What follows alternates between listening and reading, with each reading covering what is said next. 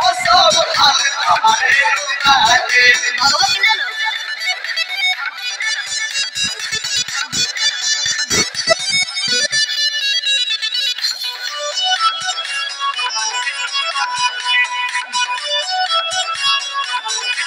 पीसी के खीसी में साने लुआटा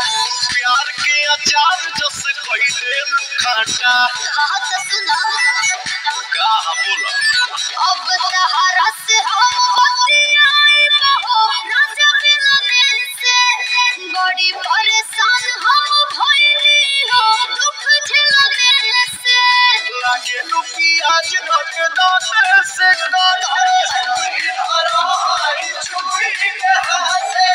धनी हो सब धन तहारे नु बाटे धनी हो सब धन तहारे नु बाटे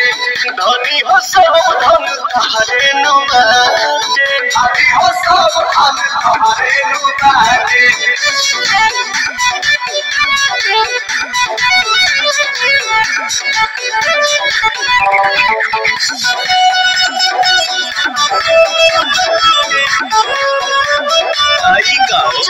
डाली में डाली के देता